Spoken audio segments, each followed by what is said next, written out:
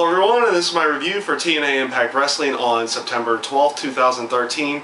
And I'm going to basically start off this one by saying, them getting rid of probably what was the worst bit going on at this time, which was the adding of Rampage Jackson and Tito Ortiz. They did a backstage segment basically saying, the people from Bellator wanted to take them out of TNA because they felt like it was going to hurt their fight type deal.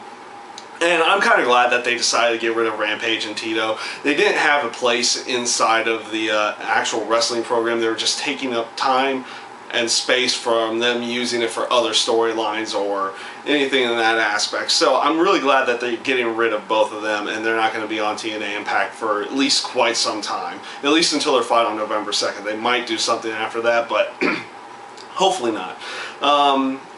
The next bit that I'll talk about is the last man standing match with Ken Anderson and Bully Ray, World Heavyweight title, all that good jazz.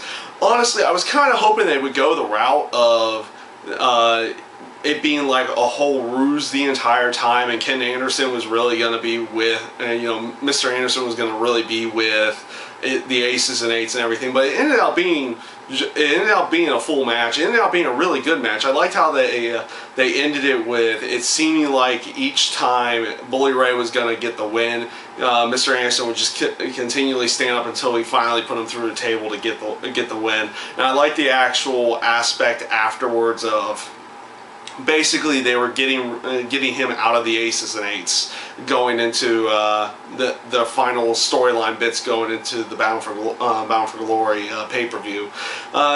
It does make it kind of suck because having Mr. Anderson in there would have given it at least a little bit of extra star power. Now the aces and eights are basically Bully Ray, Knox.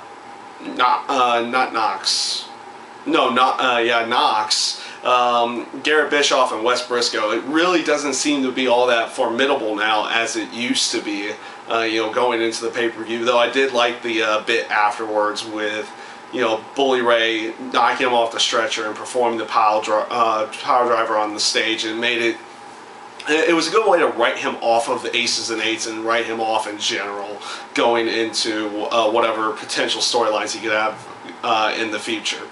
So that basically brings me to the Bound for Glory series. They had the semifinals and the finals on this Impact, and that basically brings me to what I felt about the entire Bound for Glory series in general.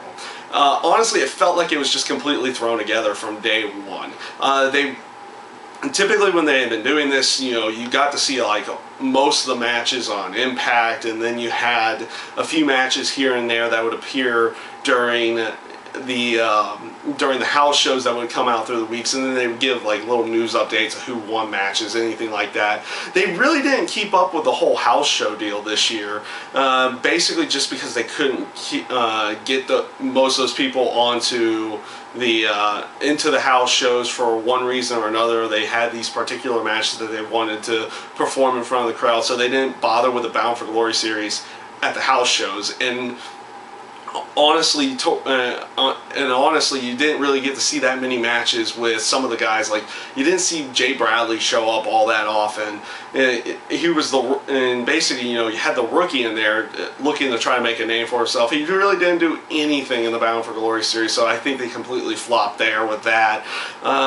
And just all in all, I felt, that the entire Bound for Glory series in general felt like it was completely just thrown together, especially at the last minute. Having the last match being a Gauntlet Battle Royal, everything like that.